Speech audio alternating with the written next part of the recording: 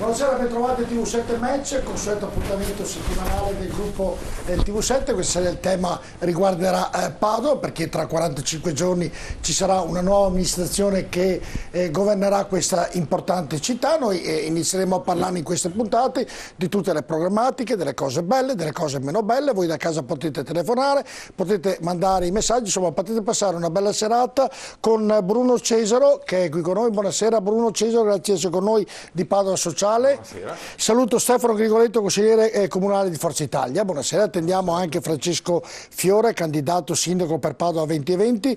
Salutiamo Stefano Butturini di Scelta Civica. Buonasera. E Antonio Bressa, segretario del Partito Democratico di Padova. Buonasera. Buonasera professor Mano Case. Buonasera Giorgio Borilli. Allora professore, iniziamo subito. 45 giorni alle elezioni di questo nuovo sindaco, c'è una battaglia estrema, tantissimi devono ancora presentare le liste, con una città problematica e ricca di problemi come Padova. Come vede la situazione, professore, prima di iniziare il ragionamento di questa puntata? Intanto io starei dalla parte dei cittadini che hanno questo compito di dover scegliere. Allora, la battaglia c'è, le proposte ci sono, più che battaglia, sono varie proposte che si accavallano tra di loro. Ci sono alleanze, raggruppamenti, scioglimenti, proposte alternative, eccetera, che è il momento di assestamento, ma durerà poco perché poi ci sarà una scadenza per presentare le liste e a quel punto partirà la vera campagna elettorale dove ciascuno esprimerà il meglio di se stesso. Questo momento è molto importante per Padova perché Padova sente la crisi, ha una propria identità che esprime un certo tipo di malcontento che è determinato dalla crisi comunque a livello mondiale, ma anche da una crisi interna, e quindi qualcuno propone un'alternativa, qualcuno dice restiamo per modificare, per fare quello che magari prima non è stato fatto, ma siamo in tempo per farlo.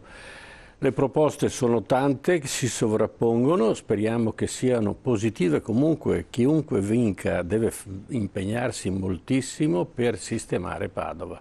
Padova è un momento di trasformazione che comporta naturalmente un grosso impegno da parte di molti in un momento in cui il denaro non c'è.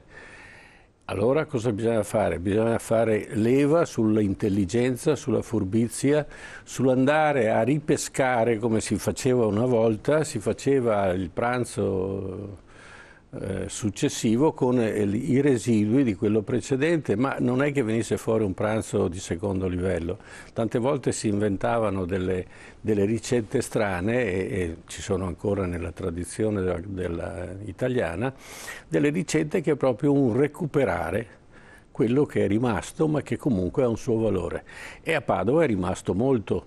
Padova ha una serie di strutture che sono state dismesse, per esempio appunto le 5 caserme, il Foro Boario, piuttosto che tutta una serie di altre zone che possono essere riutilizzate a basso costo e soprattutto coinvolgendo i cittadini e eventualmente qualche privato che ha denaro per poter investire.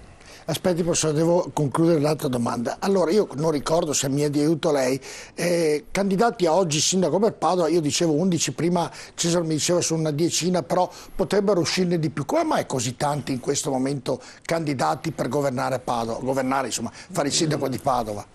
Perché i partiti sono finiti, i classici partiti sono finiti, c'è un momento di disorientamento, le ideologie sono crollate e quindi è necessario, molti si propongono come novità e quindi c'è una certa concorrenza, il che non fa male, perché poi in prima battuta si vedrà chi effettivamente va al ballottaggio e poi al ballottaggio si esprimeranno le vere preferenze, perché credo che in questo momento Padova non riuscirà a esprimere al primo colpo un candidato.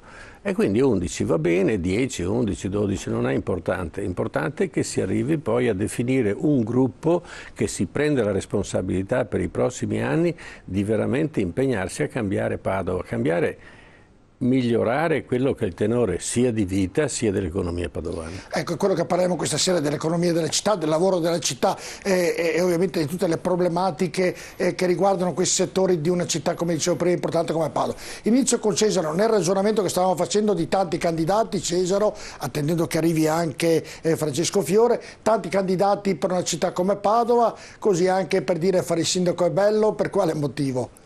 Ma penso che ho notato che il professor Case è stato particolarmente saggio, no? Ha detto che in un momento in cui i partiti hanno perso la loro valenza, la loro forza trainante, è anche abbastanza normale che si esprimano delle voci diverse, delle voci della società civile, come il sottoscritto, insomma, ecco, ma poi saremo in 9, saremo in 10, non è particolarmente importante. Una sola cosa che però sulla quale mi dissento rispetto a quello che ha detto il professore, ma in maniera ironica, è quando ha detto non ci sono soldi, no? È un periodo in cui non ci sono soldi. Io, come voi tutti, giro per Padova e vedo, per esempio, parliamo di cose spicce stasera, no? Anche perché la gente che ci ascolta le grandi filosofie politiche fa fatica a masticarle, anche perché ha molto anche del resto da masticare, molto poco anche del resto da masticare. Io vedo Padova tappezzata di questi manifestoni 6 metri per 3, no? E oggi pomeriggio sono andato a prendere mio figlio a scuola e mi fa: ma scusa, ma perché tu non fai manifesti così? C'è Saia, Bitonci, Rossi, Salmaso dappertutto. E ho detto: perché, caspita, costeranno, gli ho fatto 2 righe di conti, fa la terza media, costeranno 500 euro l'uno, ho detto più o meno. Tu considera, ne avranno 50, 60, 100 per Padova. E lui ha fatto un po' a fatica, ha fatto la moltiplicazione, fa: Madonna, ma quanti soldi, ma hanno tanti soldi questi. E io ho detto: guarda, sono anche soldi nostri, ho detto, no? Cioè, anzi sono soprattutto soldi nostri. E questa è una cosa che a mio figlio, che ha 13 anni, non è stata di facilissima comprensione. Cioè, io faccio il candidato sindaco, mi impegno, ci tassiamo, la nostra lista si tassa per comprare 10 volantini, per fare 2 manifestini 70%, e poi c'è questa profusione di denaro che io mi auguro sia denaro pubblico, spero sia denaro pubblico, non credo moltissimo che sia denaro raccolto con sottoscrizioni fra i vari, in un periodo come questo. Ecco, e francamente è una cosa, Borile, che mi fa un po' così, no? Cioè, perché è una bella gara, come diceva il professor Case, però partire sempre con 200-300 metri di handicap, presente quello per Manella. Lo sapeva, Cesaro lo sapeva già. Ma sì, ma lasci stare, ma io supplisco all'handicap economico e finanziario con una passione e con un cuore che è abbastanza grande, sono abbastanza grandi. Però in tutta onestà sapere che quei manifesti lì li pago anch'io è fa un po' così. Non c'è l'esponente del Movimento 5 Stelle, lo inviterete la prossima volta, Cesaro, però perlomeno loro hanno rinunciato a una quarantina di milioni di euro. Ma non è che se li pagano privatamente con dei... Ma non lo so, può darsi, ho detto mi auguro, oppure... Ma è più facile, Borile, che siano pagati con i fondi, con il finanziamento pubblico che riguarda tutti i vari partiti che esistono ancora, alcuni che supportano questi... Probabilmente, in ogni caso, se li pagano loro, far politica, siccome sono tutte persone che hanno fatto politica fino adesso, che vivono di politica, la politica paga bene, certo. Perché Stefano... io faccio l'imprenditore e non ho 50, 60, 70, 80 mila euro per attaccare il mio visone, il mio faccione in giro per Padova, capisce? Se sono soldi loro, beh, allora vuol dire che fare il sindaco, o fare il senatore, o fare il parlamentare, o fare quello che fanno, sarà una faticaccia, sarà durissimo, ma sempre meglio che lavorare, insomma. Ecco. Grigoletto, mi spiega un attimino la storia di Forza Italia. Prima sembrava dovesse candidarsi con la Lega, poi Forza Italia corre da sola, poi sembra che ritorni di nuovo con la Lega. Qual è stata la strategia di questo partito di Berlusconi con Savini, con la Lega e soprattutto Forza Italia di Padova? Qual è la vostra strategia? Beh, innanzitutto bisogna capire una cosa, io prendo atto di chi ti dice che i partiti non ci sono più, sarei stato un po' più lento nelle affermazioni, perché un conto è che certe ideologie sono finite o forse ci sono ancora alcuni rimasugli, basta vedere chi si oppone all'abolizione del Senato o prendere alcune dimensioni riformatrici vere dello Stato italiano e dall'altra parte vedere che comunque oggi, piaccia o non piaccia, i partiti sono ancora in Parlamento e i partiti presentano attraverso delle liste dei candidati. Poi è chiaro che chiunque raccolga 350 firme e presenti una lista di almeno 2/3 del massimo numero dei candidati in consiglio comunale, che sono 32, quindi vi fate i conti e la protocolli dalle ore 8 del 29esimo giorno alle ore 14 del 30esimo giorno antecedente alla data delle elezioni, ha diritto di candidarsi sindaco. Giusto? Perfetto. Questa è un'altra cosa. Vabbè, la domanda che le ho fatto... Tanto per riuscire a capirci certo. come stanno le regole. Per prima parlare di politica bisogna sapere come sono le regole. Quindi ognuno ha diritto a candidarsi. Basta che, voglio dire, non sia incensurato, voglio dire, abbiamo la condanna passata in giudicato compatibilmente con il resto, adesso arriviamo a Forza Sì, Italia. ma nessuno ha messo in dubbio questo qui, cioè. Ho capito, ma quando uno dice 10 candidati sindaci è un diritto. Certo. Non è che, voglio dire... Posso chiedere come mai così tanti? La domanda è recita, no? Ho detto che ma io non posso fare una statistica di coloro i quali hanno l'aspirazione di candidarsi sindaco. Ho detto quali sono le regole. E magari ce ne saranno anche 11, 12, 13, certo. Non lo so. Perché fino al 29 di aprile tutto è possibile, certo. Giusto? 25. O magari ce ne saranno anche di meno. Certo. Giusto? Perché magari qualcuno rinuncia e magari fa qualche apparentamento, come è successo da noi. Certo. Giusto? Quindi tutto è possibile fino alla data di scadenza ultima delle liste. Quando sono protocollate gli viene cristallizzato la realtà che andrà al voto poi il 25 di maggio. Detto questo, Forza Italia ha presentato un suo candidato. Abbiamo capito che, facendo un po' di conti e di percentuali, se si vuole cambiare questa amministrazione a Padova bisogna non correre disuniti, correre uniti. La Lega è il nostro alleato anche in Regione del Veneto, sbaglio? Ma non lo sapevate prima, una domanda che le faccio. Non è questo il problema. Noi abbiamo presentato un nostro candidato perché attraverso un nostro candidato si può portare un valore aggiunto a un programma elettorale, no? O il programma elettorale lo fa solo uno della Lega? Scusi, non ho mica capito. No, le sto chiedendo... Allora, si può portare un valore aggiunto. Rigoletto, le sto solo chiedendo. Si può portare un valore aggiunto al programma elettorale. Abbiamo ritenuto opportuno portarlo attraverso un candidato nostro, d'accordo? Che mi pare che si stia chiarendo anche le idee in questo periodo, anche se viene dalla società civile e non ha esperienza politica, questo è un dato di fatto, d'accordo? Però voglio dire, come è successo in tante altre parti, insomma, voglio dire. E stiamo mettendo a punto il programma elettorale che sarà sancito quando protocolleremo le liste e Bitonci sarà il candidato della Lega Nord e di Forza Italia, perché la Lega Nord è alleato storico del centrodestra, non del nuovo centrodestra, del centrodestra classico. Quindi governiamo in Veneto, governiamo in Lombardia, abbiamo governato in Piemonte prima che succedesse il fatto delle liste elettorali che ha avuto l'amministrazione che ha dovuto cedere un anno prima il passo alle elezioni regionali, quindi voglio dire, non è che si è stati al governo con la Lega Nord, c'erano dei ministri della Lega Nord, quindi è un alleato con cui è compatibile un certo tipo di programma elettorale. Grigoletto, sto facendo domande, mica sto facendo Russia Arabia, sto facendo delle domande per capire semplicemente la situazione in Forza Italia, com'è, visto che si è candidato prima con un singolo candidato e poi si è alleato con Bitonci. E Bottolini, invece lei fa parte della lista di Colasio, e Colasio che intenzioni ha per Padova? Ricordiamo che Colasio è stato assessore alla cultura della gestione di Padova con Ivo Rossi, Zanonato prima e poi Ivo Rossi, e oggi si vuole candidare con una lista civica propria. Beh, le intenzioni di Andrea sono quelle di fare quello che riesce a fare meglio, quindi rilanciare Padova da un punto di vista culturale, quindi ha deciso di candidarsi come sindaco perché non è riuscito a farlo benissimo, non è riuscito a farlo come voleva negli ultimi 5 anni, è riuscito comunque a far bene, a fare dei buoni risultati, a portare a Padova molte persone, però appunto c'è stata questa incomprensione col suo partito d'origine che l'ha portato poi a questa scelta di correre da solo.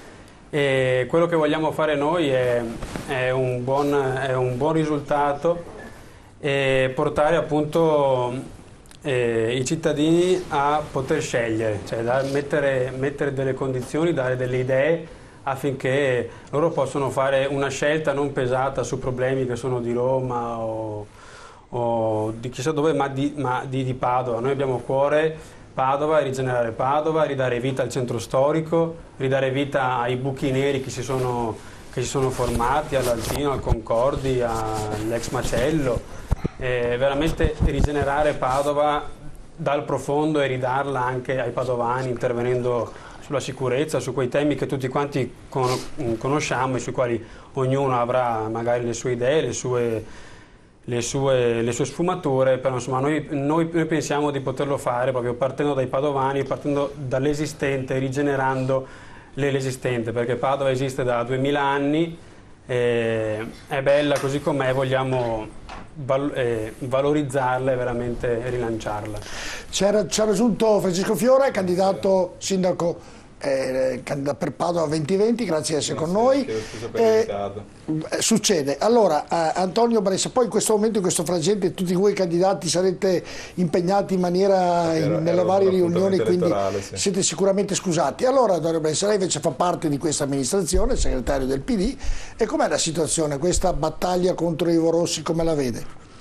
Battaglia politica, intendo, ovviamente. Sì, chiaramente. Ma noi appunto insomma, rappresentiamo in qualche modo l'amministrazione uscente e siamo convinti di aver fatto bene, di aver fatto tante cose e credo che anche molti dati oggettivi lo possano dimostrare. Chiaro che ci sono ancora tante cose da fare, ci sono tanti provvedimenti ancora da prendere per migliorare la nostra amata città e abbiamo deciso, con un processo insomma, democratico e partecipato che ci contraddistingue un po' dal percorso che ha seguito per esempio Forza Italia, tornando insomma, alle cose di cui si è discusso poc'anzi, di candidare Ivo Rossi, figura attorno alla quale si riconosce tutto il Partito Democratico e attorno al quale si riconoscono anche altre forze che assieme a noi compongono una coalizione unita, coesa intorno a lui e intorno al suo programma. Ecco, noi quindi adesso ci presentiamo di fronte agli elettori consapevoli appunto di aver ottenuto grandi risultati per la nostra città, lo dimostrano molti fatti che abbiamo avuto modo di pubblicare in questi mesi, ma soprattutto anche con la volontà di rinnovare, di innovare, perché candideremo i nostri migliori amministratori e questo è sotto gli occhi di tutti, ma al tempo stesso abbiamo costruito delle liste, in particolare quella del Partito Democratico che è di mia competenza, che riesce a esprimere al tempo stesso anche un forte rinnovamento. Abbiamo molti giovani under 30, abbiamo molte donne, abbiamo candidato come capolista con qualche però un esponente della società civile dell'Università di Padova. Con qualche crepa da Fiore a Colasio, c'è stato qualche piccolo dissapore all'interno del PD di Padova? Insomma. Sì, c'è chi ha preferito fare un percorso autonomo, chiaramente quello di Colasio abbiamo avuto modo in qualche modo di criticarlo perché Colasio è stato eletto nella lista del Partito Democratico, è diventato assessore grazie ai voti che ha preso il Partito Democratico e la maggioranza del Partito Democratico e oggi è ancora seduto in giunta. Però utilizza insomma quella sua posizione per fare campagna contro il Partito Democratico, contro Ivo Rossi e contro quella squadra con cui invece ha collaborato per 5 anni. Credo che questo sia ingiusto e credo sia sotto gli occhi di tutti che Colasio per serietà e dignità personale dovrebbe dimettersi. Sì, nel momento in cui lui dice non sono più d'accordo, non mi riconosco più nel centrosinistra del Partito Democratico, lui legittimamente presenta le dimissioni e credo che sarebbe un gesto di coerenza e di dignità. Per quanto riguarda Padova 2020 sappiamo come sono andate le cose, abbiamo fatto delle primarie che hanno visto vincitore Ivo Rossi e arrivare secondo Francesco Fiore, che però ha scelto di non come dire, confermare le regole che avevamo assieme stabilito e quindi di candidarsi in solitaria. Credo che abbia dimostrato in questo modo anche un certo grado di inaffidabilità. Noi coerentemente insomma invece con i nostri valori continuiamo per la nostra strada e saranno i cittadini a decidere alle elezioni. La risposta è d'obbligo, Francesco Fiore? Intanto non l'ho deciso io, ma l'abbiamo deciso con il gruppo di Padova 2020. Lì secondo me abbiamo perso un'occasione, tutti quanti, però noi le primarie del Movimento Civico le avevamo fatte perché c'era scritto che poi si sarebbe scritto un programma di coalizione assieme e con un 44% contro un 38% ci si è voluto imporre il programma di Ivo Rossi, che quindi per noi non era un programma di vera coalizione, e quindi ci siamo presi le nostre responsabilità e ci mettiamo la nostra faccia su questo e queste proposte hanno diritto di cittadinanza e le porteremo alle elezioni amministrative. Ecco, va bene, questa la risposta si vuole controbattere. No, abbiamo già avuto modo di dimostrare in tante occasioni che c'è stato un lavoro insomma, intenso per trovare una soluzione che tenesse chiaramente fede agli accordi e che includesse nel programma di coalizione anche le proposte di Padova 2020. Tra l'altro SEL, che era parte della stessa coalizione che ha promosso le primarie, ha riconosciuto il lavoro che è stato fatto, ha riconosciuto che siamo stati in grado di dare un pieno diritto di cittadinanza a tutte le forze politiche della coalizione e quindi coerentemente è con noi oggi a sostenere Ivo Rossi. La cosa che ancora non si capisce è come sia possibile invece non rispettare quella che è la regola fondamentale, cioè che chi perde sostiene il vincitore, come in tutte le primarie del mondo. Sì, ma anche a livello alto il PD ha perso Cigliati e Cooperlo, si sono un po' arrabbiati con Renzi. Non sono sicuramente usciti dal partito candidandosi contro Renzi. Ho visto Brescia-Tanti che erano con Bersani e contro l'attuale Presidente del Consiglio, adesso tutti con il Presidente del Consiglio. Nella politica vedo delle cose che delle volte nella vita normale non andrebbero molto bene. Però sì, però quando Renzi ha perso le primarie, cosa ha fatto? È stato zitto. Ha fatto la campagna elettorale per Bersani, dimostrando la caratura del politico che è. Gli altri no. Gli altri che hanno perso il congresso adesso sono all'interno del partito, c'è una dialettica democratica come normale, però sono all'interno di un percorso democratico che governa la nostra comunità. Brescia, sarebbe da parlarne, stiamo parlando di Padova, però sarebbe da parlarne, ho qualche dubbio su questa ragione. Posso dire l'ultima cosa, perché poi sembra tutto politicismo. Un esempio per tutti: noi avevamo chiesto la revisione del PAT, il piano di assetto di territorio, che ha aggiunto 2 milioni di metri cubi in più rispetto ai 2 milioni e mezzo già precedenti, e su questa cosa qui il PD da solo contro tutte le forze politiche, addirittura contro la copertina della difesa del popolo, ha voluto, Ivo Rossi si è assunto il diritto, giustamente perché era nelle sue facoltà, di firmarlo a metà marzo, e ci troviamo ad avere 4 milioni e mezzo di metri cubi da costruire in più, così come avevamo chiesto di fermarsi un attimo per pensare, fare bene la fusione dei bus tra Bus Italia e PS. Noi l'avevamo chiesto fino a febbraio, poi quando tutto il Consiglio Comunale, escluso il PD, ha votato per un rinvio, è sembrata quasi una manovra elettorale. Noi dai primi di febbraio che lo chiedevamo, cioè su cose concrete che questa cosa è nata, perché sono le cose che interessano i cittadini. È importante che ognuno si prenda le proprie responsabilità. Visto che vuole intervenire, faccio una domanda. E noi su questo abbiamo fatto un servizio. Cioè, qual è la cosa che più l'ha fatta arrabbiare, visto che l'accordo era con chi perdeva le primarie, come diceva Brescia, doveva allearsi con il vincitore? La cosa che l'ha fatta arrabbiare di più, che ha fatto prendere questa decisione a Francesco Fiore di candidarsi da solo, qual è stata la cosa? Gli non accordi, gli ha detto ti do il fare vice sindaco, gli assessori, cos'è che non ha funzionato? Guardi, questa cosa delle poltrone esce sempre, perché Rossi, dopo la mancata fusione Bus Italia PS, ha accusato tutti i consiglieri comunali di aver votato contro perché ognuno chiedeva qualcosa, quindi questa è un po' una retorica di chi sa fare il mestiere.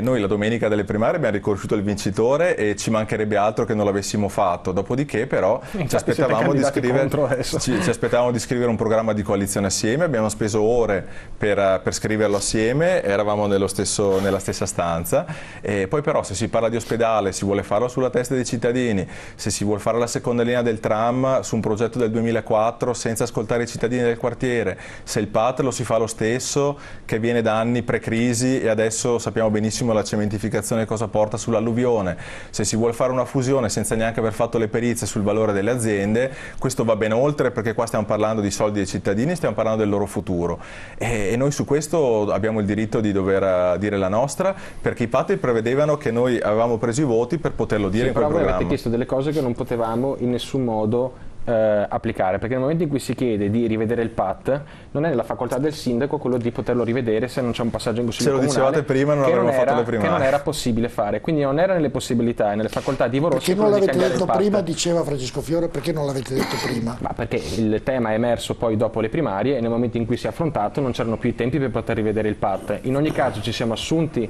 l'impegno convintamente di prevedere, insomma, di non realizzare delle poi degli interventi che vadano ad aggiungere realmente cubatura, anche se c'è una cubatura potenziale prevista, e abbiamo come dire, messo nero su bianco anche nel programma elettorale la priorità di dire stop al consumo di suolo per lavorare semplicemente sulla rigenerazione urbana, che crediamo sia invece la strada da percorrere oggi per la nostra città. Stessa cosa vale anche per la fusione tra APS e Bus Italia. C'era una perizia che stimava i valori del Comune di Padova e quello di Bus Italia, che aveva una scadenza al 30 aprile e non potevamo in nessun modo rimandare la fusione a dopo il 30 aprile, perché avremmo dovuto rivedere i valori, con il rischio che la quota spettante al Comune di Padova cadesse molto in basso rispetto al valore che eravamo riusciti a ottenere, che era in realtà molto elevato, perché man mano che ci si avvicina alla gara, perché ci sarà una gara, adesso non voglio entrare nei termini tecnici, non ci sarà la gara, non è neanche iniziata, deve farla la regione, non ha neanche scritto una riga. I requisiti per parteciparvi, che chiaramente perde insomma di potere negoziale nel momento in cui deve fare una fusione con una società più grande. Bersani, che faccio una domanda, io che ascolto da casa il nostro telespettatore, il cittadino padovano in questo caso, lei dice una cosa, Fiore dice un'altra, a chi deve credere? Cioè, ci sarà questa, come diceva lei? Io credo che il cittadino da casa dovrà credere a chi ritiene essere più affidabile, più rispettoso. No, è vero, però le cose sono diverse. Io in diretta faccio una scommessa regole con Antonio Bressa, se vuole farla, che entro il 31/12/2014 la gara non ci sarà. Facciamo una scommessa e torniamo qua il 1° gennaio, io sono disponibilissimo. Ci sono delle normative che o il 2 facciamo. Ci sono delle normative che lo stabiliscono. Sì, Grigoletto, calmo, arriva il Grigoletto e non sarà, mi arriva anche lei. La cosa triste è che di fronte all'opportunità di migliorare i servizi, di avere il biglietto unico integrato, di avere dei nuovi bus ecologici a servizio dei cittadini, per una strumentalizzazione del tutto politica da campagna elettorale abbiamo perso una grande opportunità. Questa è la cosa più grave. Grigoletto. Allora, tutti conoscono la mia posizione su APS e Bus Italia, perché io sono a favore della fusione dal 2009, anche noi. no dal 2014.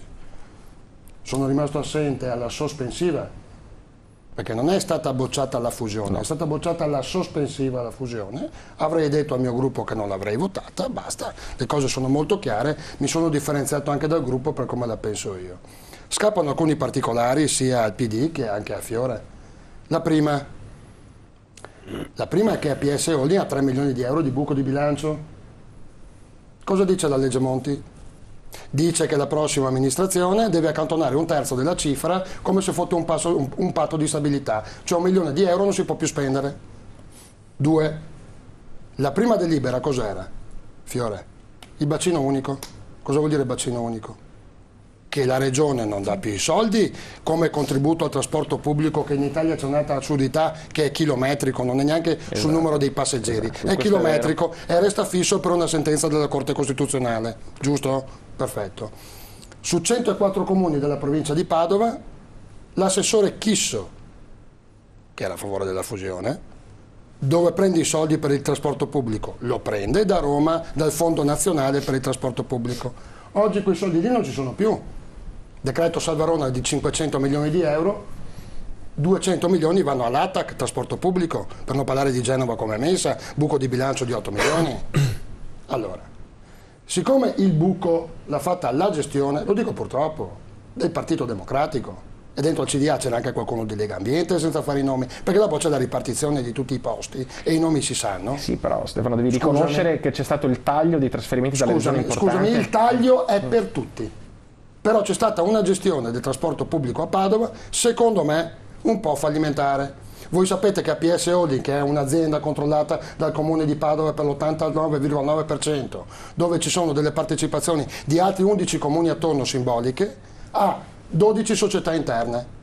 Cioè, signori, prima di chiedere soldi ai cittadini con un aumento di biglietto, perché quando io vado a votare in Consiglio Comunale penso a chi paga i 3 milioni di euro di buco. La signora con 500 euro di pensione che si vede il biglietto aumentare a 2 euro? Oppure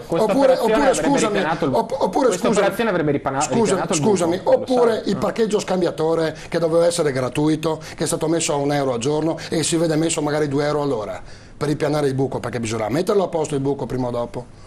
Sì, d'accordo? Se avessimo votato per la fusione l'avremmo ripianato. Certo, ma io sono perfettamente d'accordo, ma ero per la fusione dal 2000, ho detto dal 2000 e 9 quando sono entrato in consiglio comunale, perché quando si fanno 3 milioni di euro di buco si è passato per i 100.000, per i 200.000, per i 300.000, per i 400.000, allora lì ci si ferma e si fa una scelta. Ma come mai è stato fatto questo buco?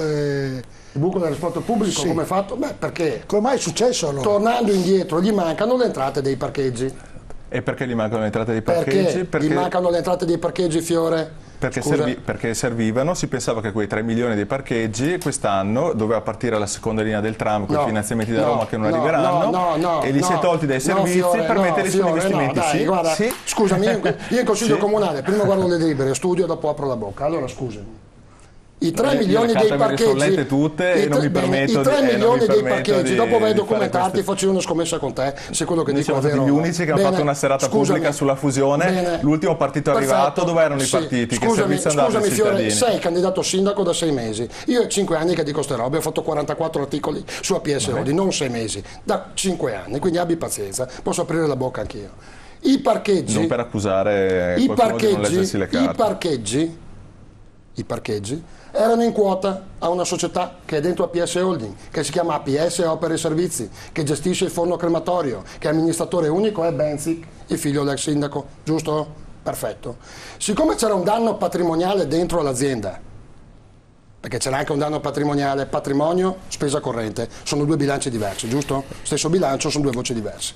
C'era un danno patrimoniale dentro l'azienda, cosa è successo? Che la Marta Dalla Vecchia, con una delibera in consiglio comunale 1 anno e mezzo fa circa, ha preso i parcheggi di APS Opere e Servizi, quindi andavano a bilancio in conto capitale di APS Holding, li ha dati ceduti al comune di Padova, quindi l'APS Holding non ha più l'entrata di denaro corrente dai parcheggi, ma ce l'ha il comune e non più la società, e è stata fatta un'iniezione di denaro di 3 milioni di euro per risparmiare, per rimettere a posto il danno patrimoniale, perché esiste un articolo del codice civile che dice cosa? Se tu in una società, anche pubblica, vai sotto una certa quota di 1/3 del patrimonio, non puoi più presentarti in banca per fare un leasing anche per un autobus. Quindi è chiaro che non c'è più l'entrata per i parcheggi, ma non per il metrobus come dice Fiore, per rimettere a posto il danno patrimoniale che è stato fatto, perché lì dentro cosa c'era? Il tuo collega consigliere del PDL Foresta la pensa diversamente da te. Non rispondo di Foresta, rispondo di quello che dico io. Vabbè, però scusami, il danno anche come voto, patrimoniale, scusami, sai Uno alla come- volta, sai- finisco. se però è rapido sta Certo, la linea, finisco perché l'ultimo sennò- ambito. Certo. Cosa ho osservato io? Cosa ho osservato io? Che nel 2004, quando è finita l'amministrazione a destro, noi abbiamo consegnato, ho fatto la fotocopia del bilancio a tutti i consiglieri comunali. Quindi nel mio intervento. E cosa ho detto? Ho detto che l'azienda consegnata era sana. Se uno guarda, va a vedere le quote, abbiamo purtroppo una quota del 3,4% di azioni Infracom all'interno. Esatto, quello voleva arrivare là. Scusami. Spieghiamo cosa sono anche per i cittadini, perché Le Infracom azioni non Inframo sono una società che controllava le autostrade, che purtroppo attraverso varie interrogazioni parlamentari, soprattutto dell'Italia dei Valori, perché bisogna anche dire le cose come stanno, d'accordo, del 2006, è stato avanzato anche in Parlamento il fatto che questa azienda stava avendo un buco di bilancio notevole, addirittura prendendosi una quota delle entrate delle autostrade. Detto questo, cosa vuol dire? Ma nel 2004 cosa valevano quelle azioni? 7 milioni e mezzo di euro. E il Consiglio di amministrazione sotto ha scritto in un modo molto chiaro: le azioni sono direttamente esigibili. Direttamente esigibili significa possono essere vendute il giorno dopo. Siamo nel 2004. Per Giusto? concludere, Per concludere, queste azioni qui oggi valgono 300.000 euro. Quindi è stato perso oltre 6 milioni e mezzo di euro di valore per queste azioni, perché i vari consigli di amministrazione, eletti sempre a scopo elettorale, perché tu mi dai 200 voti, ti metto nel consiglio di amministrazione a prescindere dalla competenza, lo stesso difetto l'ha avuto anche il centrodestra, non ho problemi a dirlo, ma è ora di finirla anche con queste cose, d'accordo? È ora di finirla, non ci sono più spazi in politica per questo genere di cose, perché vanno a aumentare la spesa pubblica. Detto questo, le azioni potevano essere vendute e il consiglio di amministrazione dal 2004 fino al 2014 sotto il marchio purtroppo del centro-sinistra, perché ha governato lui e se li ha nominati lui, sono andati in decadenza fino a volere Rigoletto la qualche zero. blocco, Fiore, e poi se volete intervenire. Questa è la storia. Mi chiedo rapidità, oppure Velocissimo. perché ho delle telefonate sotto che vogliono intervenire, Le cose ovviamente bisogna saperle sull'argomento bene. state trattando. Io volevo parlare del futuro che di Padova, mi auguro di Velocissimo, questa siccome sera, non serve aver fatto 5 anni di consiglio comunale per leggersi le carte di questa fusione, No, le e non ce carte le siamo con lette, l'accesso agli atti potevi farlo in qualsiasi momento. Non interrompiamo. L'accesso agli Nelle atti carte è c'è libero scritto per cittadino. esempio che aumentando di 1 chilometro all'ora la velocità commerciale dei bus e si fa con qualche consiglio preferenziale in più, con qualche semaforo preferenziale in più, si abbassano i costi dell'azienda di 2.100.000 euro. Siamo quasi, aggiungiamo qualche taglio sullo stipendio sui mega stipendi dei dirigenti, arriviamo quasi al Questi buco. conti chi li ha fatti? Ci sono scritti sulle carte che io ho Sulle letto, spero carte, che le abbiamo lette abbassando tutte. di un Rigoletto, chilometro. lasciamo terminare, Alzando di un chilometro, da ha avuto lei 13 diritto, km all'ora a 14 km lasciamo all'ora. parlare Scusami, Fiore. Si abbassano i Rigoletto, costi le di chiedo gestione di per 2.100.000 euro. C'è parlare scritto per sulle cortesia. Poi do la carte parola. che ha fornito Infatti, non lo fanno. la Adesso giunta. faccio le telefonate. Allora perché non l'hanno Sì, fatto? sono un minuto. quello che Un vedo. minuto è troppo, 30 secondi 30 dopo gli secondi do velocissimo, no, dalle cose che sono emerse si dimostra che il taglio dei trasferimenti della regione e il caso delle azioni Infracom sono esterne rispetto alle capacità di gestione dell'azienda. Non è vero, perché potevate venderle. Dai, No, adesso, perché si scusa. può sempre attendere Potevate che venderle, le sono azioni quotate in tornino borsa, su, no? potevate venderle. Sappiamo che non c'è le la avete crisi, di vendute. certo non Sono un fattore salgono che al non massimo poteva al essere 100. determinato. c'era la crisi, uno alla non volta. Un fattore che evidentemente non poteva essere determinato da chi ha gestito le aziende. Con l'operazione di fusione con Bus Italia si sarebbe Si ripianato vende. questo buco rientrando di Si 2,5 milioni vende. di euro. Purtroppo questo Si non è stato vende. potuto fare. Telefonata, sentiamola. Si Pronto? vende. Buonasera, con chi parliamo, Non da avete dove? venduto. Pronto? Sì, pronto? L'ho Pronto, detto buonasera, nel con chi 2009, parliamo, da dove? Sì, sono Sara da Verona. Non ho capito il nome, chiedo scusa se si stacca o... Sono Sara Lucone da Verona. Mi dica, non ho capito il nome, però va bene. Mi Sono Sara Lucone. dica, Nicole. Sara? prego Sara. O Anna, Mi ha stesso. sentito, sono Sara Lucone, coniugata in primato da Verona. Perfetto. Allora, io ho un profilo anche su Facebook. Se qualcuno mi vuole contattare adesso, vi spiego. Allora, io e mio marito stiamo vivendo una situazione invivibile. Qualcuno non ci aiuta, il governo se ne frega, ho scritto al Papa, ho scritto varie lettere a vari organi dello Stato e nessuno ci aiuta. Abbiamo diverse malattie. io sono malata, Sara, mi chiedo, signora Sara, le chiedo scusa, siccome è un argomento diverso, noi la chiamiamo lunedì, la nostra redazione ha preso il suo numero, la chiamerà e parlerà direttamente con lei. Comunque siete qualcuno che mi vuole aiutare, il nome ho profilo Facebook. Perfetto. Grazie, signora Sara, la chiameremo sicuramente lunedì perché il tema è un altro e abbiamo capito, mi sembra aver capito il suo problema. Lunedì la nostra redazione, la nostra emittente la chiamerà per cercare di approfondire il problema che ha. Grazie alla signora Sara, sentiamo un'altra telefonata. Pronto? Buonasera, con chi parliamo, da dove? Buonasera, parlo con Armando, sono da Modena, provincia di Modena. Provincia di Modena. Qui pensavo da Padova, mi Guardo chiamano... ovviamente le condizioni di parlare dei sindaci. Sì, Guardi, sono contro la politica per quanto quello che è successo, ma non solo personalmente, dico che un sindaco giovane non può sapere quello come era a Padova. Io l'ho visitata più di 40 anni fa, come tutte le città è sicuramente cambiata, perché è cambiato tutto il cose. Ma un giovane che mette lì non vede quello che è stato nei centri, tutto è svogliato, se andiamo a Bologna, arrivato a Parma, sì, praticamente dice non ha l'esperienza di uno che... Vabbè, l'esperienza di aver visto la città com'era. va bene, Allora grazie. le dico francamente, le voglio salutare il professore Cesar perché sicuramente lui sa tutto. E la politica bisogna lasciarla stare perché non ha bisogno di fare un sindaco, perché i politici non capiscono niente. Vabbè, grazie alla telefonata, chiedo gentilmente... Grazie, buonasera. Grazie, chiedo gentilmente alla regia se ci passa il telefonate da Padova, che magari è il tema, non per non far parlare gli altri, ci mancherebbe, perché di solito ci seguono da tante parti d'Italia, però questo sarà il tema. E Brescia, a concludere, poi andiamo a pubblicità, poi andiamo a parlare invece del futuro di questa città. Stavamo parlando del... Sì, dicevo che... Però qualche errore c'è Stato, perché è inutile qui scaricare la regione, scaricare di qua, perché adesso mi sembra di vivere in un mondo davvero, qualcuno avrà sbagliato, no? Nel non fare, io non voglio entrare nei meriti, però, i nostri, cioè non però è sono questo buco di 3 milioni di euro. È chiaro che se, no, ma in questo riconosco insomma anche la tesi di Rigoletto, se avessimo venduto subito le azioni che poi insomma nel tempo sono calate, le azioni di Infracom, probabilmente il danno sarebbe stato minore.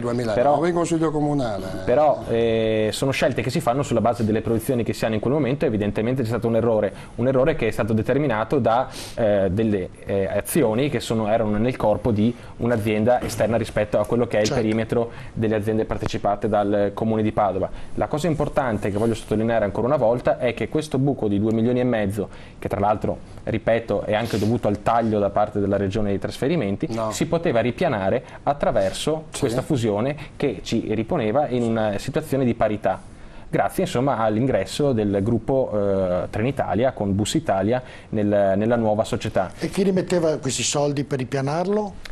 L'ingresso di Trenitalia faceva sì che il buco di 2,5 milioni di euro di APS Holding sarebbe stato ripianato. E quindi Trenitalia, quindi sempre dagli italiani, parole povere. Beh, oddio, è una società comunque... la stessa operazione che sta facendo tutti i chi sbaglia non paga mai, Borile. Ma no, ma certo. È interessante la discussione, personalmente fino a un certo punto, perché un po' di tecnicismo. Ma scusa, chi sbaglia oggi? No, magari non vota una fusione che risolve un problema e restituisce la città. Sei tu quello qui che ha sotto pancia scritto democratico, cioè hai parlato per 2 ore, io francamente non ci ho capito nulla, però io si sa che sono una mente semplice e umile, però sei tu che sei scritto democratico, se sto parlando io fa un piacere, cioè, dico 2 parole e tu no, ma ci mancherebbe. Semplicemente interloquire. No, mi ha interrotto, è diverso. Tu puoi interrompermi quando vuoi, l'importante è che io abbia finito. Cioè, in Italia, Borile, non paga nessuno. Adesso la fusione fra APS e Bus Italia, sono d'accordo, non sono d'accordo, a me non me ne frega nulla. Io vorrei chiedere però a chi ha gestito la città di Padova in maniera così miserrima, perché basta andare fuori da qui per vedere. Cioè lei stasera ci ha fatto parcheggiare le macchine tutte dentro, io 5, 6, 7 anni fa la macchina qui la mettevo fuori tranquillissimamente, ti spaccano tutto, ti rompono tutto, non ci sono più soldi. Io potrei venire in autobus qua, l'ultimo autobus dalle mie parti, io abito a Torre, passa alle 8:25 di sera. Quando è che posso andare in centro in auto? Questi sono i problemi che la gente vuol sentire qualcuno che li vuole risolvere. Ma chi è che, lei ha fatto una domanda, se mi concede un po' ingenua, no? Ma chi è che pagherà poi? Ma sempre noi, Borile, sempre noi, gli stessi che pagano i manifestoni di Rossi che dice io tutti i giorni per Padova, che io mi chiedevo se era una promessa o una minaccia, ma spero sia una promessa, almeno nelle aspirazioni di Rossi. Ma chi è che pagherà i 6 milioni di euro, erano 6 milioni che abbiamo persi con le obbligazioni Lehman Brothers? 4, 3, mettiamo 5, a me non interessa, sono sempre soldi miei, capisci, che non pagherà, nessuno pagherà mai, anzi, se ti va proprio male, ma proprio male, ti fanno ministro, questa è la realtà. Ho finito, mi puoi interrompere presto. Di pubblicità, interrompe la pubblicità.